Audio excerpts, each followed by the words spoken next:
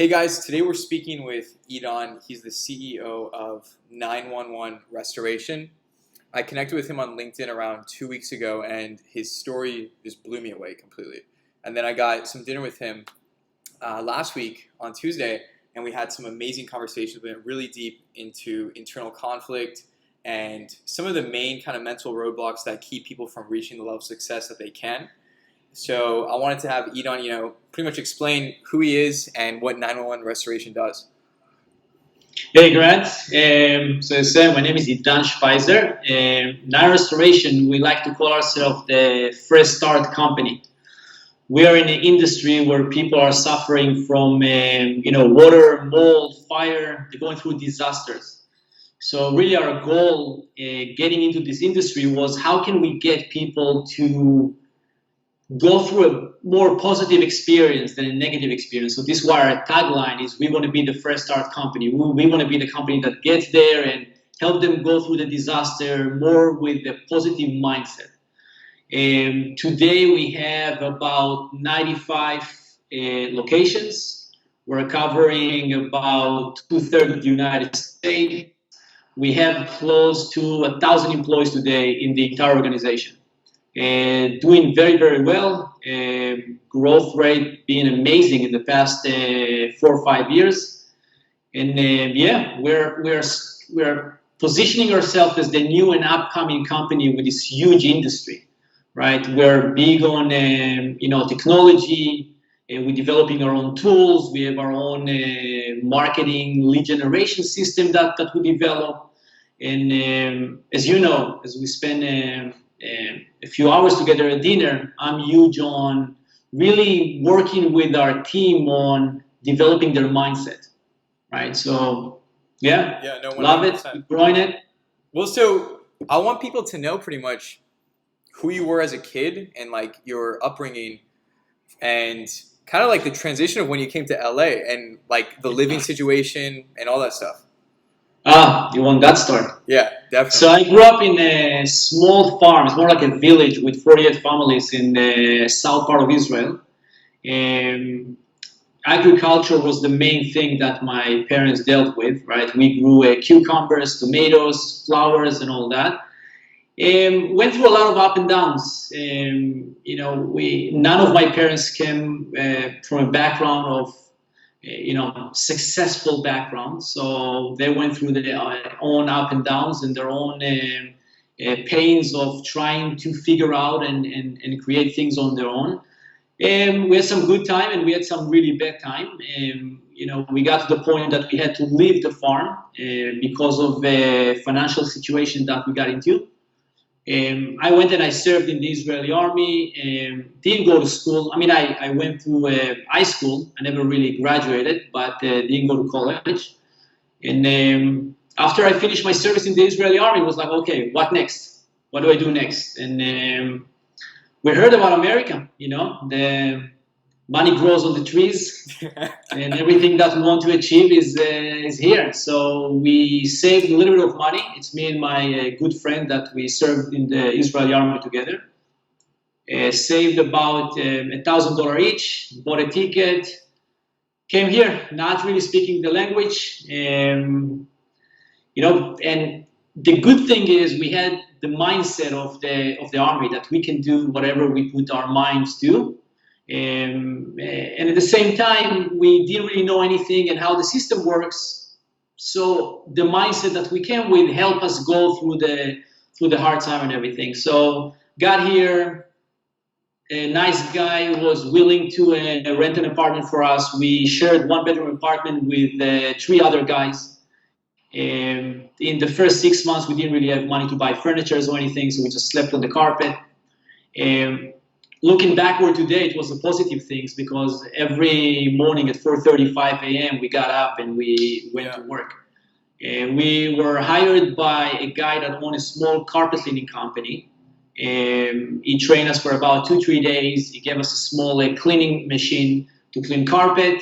We bought a Volvo 1978 for about $600. Somehow the car survived for about a year. Yeah. Wow. We had only 2 doors and a sunroof, a broken sunroof. So we used to pull the carpet cleaning machine through the sunroof outside. Honestly, it was amazing times. Very hard, difficult, but amazing time. But in that year, we really had the opportunity to learn the culture.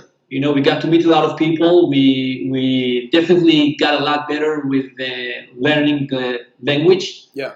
And we just got by, and we basically step by step. I mean, and the way we got to where we are today with our restoration is about 7-8 months into cleaning carpet. We got a call for a flooded house. Yeah. Now, keep in mind, we didn't know anything about the restoration industry. None of it. Yeah. So we got to the house and we see the carpet is completely flooded. We extract the water. We charge, if I remember right, around $500-600. For us, it was a lot of money because the average carpet cleaning job was about $150 or $200. Yeah. And we left and we're super happy. And, it was tons of money for us. A month after, we got another call. Same story, went there and we're sure, okay, another $500-600, let's go and help them and extract the water. But as we extracted the water, we saw another company that walks into the house that the insurance company sent, and they walked in with, blowers and dehumidifiers. But what really opened our eyes is not only that there is a much bigger project. The other part of it was the other company didn't really care about what the customer is going through. Mm-hmm. There's like no customer service or customer experience while we extract the water, and at the same time, we spend about an hour with the client trying to make him feel better. Yeah. Right? Because we understand the emotional disaster that is going through. I mean, it's really a hard situation when you wake up in the morning and your house is completely flooded. Yeah, definitely. Yeah, and that opened our eyes to say, you know what, there's a great industry. Customer service and customer experience is something that we definitely need to be addressed in that industry when we see that the customer is going through that. Yeah. And there's a lot more money to be made.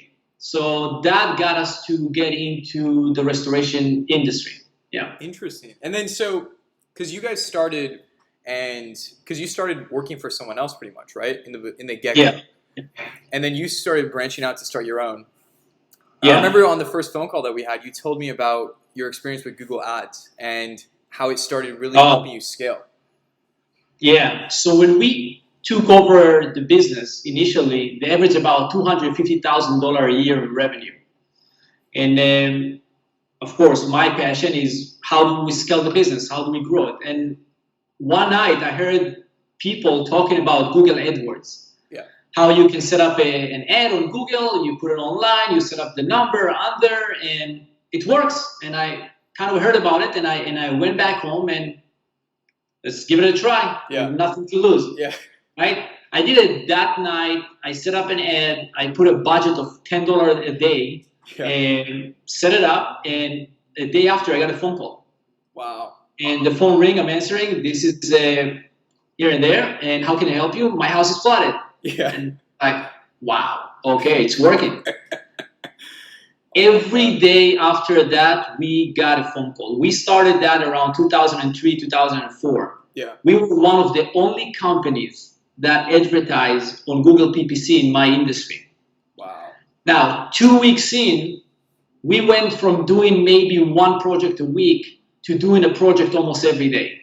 Wow. At that point, when you see that something is working very well in your business, I invested every minute of my time is really understand how that system works. And at that point, I hired people to build websites, landing pages. I really took advantage of every tool that I had. I flew to San Francisco to attend a conference. I was the only, or maybe, I think the only person from the service industry that trying to figure out the online marketing and how this engine works. Most of the other people that attended the course was people that are in the marketing space, right? They're trying to see things working. So I got back home and really invested everything that we had back into marketing and really building and developing this engine. At the same time, I had to buy more trucks, more equipment, and really scale the business really fast. Wow. And we got from averaging 250 a year in about a year and a half to 2 years to about $3 million a year. That's so you can imagine how fast we scale, yeah. not in the business, trying to figure out the language and the culture, yeah. and everything just happens so fast. Yeah. So. Wow. That's insane. Yeah. That's truly insane, because most people, I feel like, they're maybe too scared to try venturing out into a different advertising platform possibly, or they're concerned. A lot of people have this scarcity mindset. They don't really have the abundance mindset that there's new clients out there that they could grow their company more. They kind of feel like they're stuck at the current level, and that's how it's going to be forever sometimes. But you were able to just go, you just broke through completely. Yeah. It's insane. It's insane. So then what is your morning and night routine? You know, like every morning and every night, do you have a specific routine that you follow? Oh, yeah. So this is something that I developed over many, many years, right? So I wake up really early in the morning, 5:30, I'm up. The first thing that I do is I'm doing these moves, breathing and jumping, just to get my body up really, really fast. It's really, really healthy. Yeah. I drink green juice. I write, I read. I always make sure that I learn something new about my industry or related industry, something that I can expand my understanding of business, and I'm mainly doing it into related industry. Yeah. Because what I'm learning is our ability as business owner to connect and bring different type of experiences into an industry that doesn't have that experience. Yeah. Right? Yeah. So go back to the morning. Yeah. So it's running, yoga, meditation, green juice. Yeah. I have about an hour and a half every morning that I'm not even looking at my phone. And it's only getting myself to the right place so I can give much more from myself to the people around me. No, definitely. Definitely. Well, so then how important do you, because I notice a lot of entrepreneurs and high performance ones, all of them really have like their nutrition down. A lot of them do. But there's also some of these guys that are loaded with cash, you know, and they have a huge company, but they completely neglect their bodies. Like you could see it clearly, you know, like they're extremely overweight. How important do you feel like nutrition is for when you're trying to reach these levels that you're pretty much at right now? I think it's super important, but not only the financial gain, it's overall your ability to fully take advantage of life, right? Enjoy experiences. If it's playing with my kids, or I want to go on a trip, or I want to be able to sit and stay focused for a long period of time. Yeah. Right. So it's the impact. You know, just to give you an example, you know, I know so many people that know how to use their phone so well. Yeah. Right? They know how to use all the app. They get it because they want to make sure that their phone is there and it's available for them and they can really take advantage of it. Yeah. But then at the same time, they don't really understand how to use their own body. So the same way that you're trying to get the best out of your car, out of your phone, it's the same approach to use your own body. It's important what you eat, when you eat. Yeah. It's important of paying attention to your breathing, how much water you drink every day. Because once you are aligned and your body is working well, you can really take advantage of what you got here. Yeah, you're right. No, you're spot on. You're spot on. Well, so then pretty much, because I could tell that you really understand yourself a lot, right? You have a very strong understanding of what to put into your body, what to put into your mind, and how to structure your days properly. How long do you feel like it took? And have you always been this way? Like 10 years ago, if I met you, what would I see? You know, like what difference would there be? Oh, huge difference. A huge difference on the level of understanding. I mean, the actual difference that you see, you wouldn't see me eating the things that I eat today or care about it as much. Or I think I'm in the best shape that I ever been. Wow. Right? Wow. So yeah, you would see, I mean, every year that I get older, Yeah. I mean, I honestly feel like I'm getting younger. That's amazing. Right. So, I mean, I see, I experience it. I have young kids. There is never, I'm too tired to go play or hiking or activities. I'm full of energy. No, that's amazing. Yeah. Well, so then how do you manage, because you have a family, how do you manage the family life and the business life? How do you separate it? Or do you separate it? So, in the past, I used to look a lot about, I mean, a lot of people used to use the word balance. Yeah. Right. You need to balance between things. I don't buy it. I don't think it's really a balancing act. I think it's more practicing how can you be more present. Right. So I can balance my hours and says, I'm going to be X amount of hours at work and then X amount of hours at home. But if I don't know how to disconnect and make sure that I'm present and I'm there with my kids, it doesn't matter if I'm there with them for 8 hours or 1 hour. If I'm not available emotionally and I'm not giving them the attention that they deserve, it's not about how much time. So it's a lot being present. Now, I start my morning in a certain way. I make sure that I usually wake up my kids in the morning, so I'm there. I get home not too late, so I have enough time to spend with my kids and on my weekends. Yeah. I'm there. Yeah. That's amazing, because I see a lot of people that I know, especially, that completely have it backwards. They don't have it figured out. Well, so then in regards to like this presence thing, because you mentioned it a few times, what was the main thing? Because I know that you read Eckhart Tolle, correct? Yeah, So do you feel like you took the presence model from him, or did you kind of like morph it into your own model?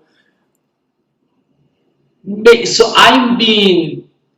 it's been many years now, through meditation. Eckhart Tolle is one of the guys that I read his book, The Power of Now. It's been a while now. But it's different stages, it's different books in different stages based on your understanding, right? At one point, it hit me that I really need to get to know myself before I'm getting to know kind of the world, let's say. Yeah. And I understand that the only thing that stands between where I am to where I want to be is my ability to perceive, to really understand what is in front of me. And that got me to go into the journey inside, right? And start figure out, how do I see things? How do I experience things? Why are we acting a certain way?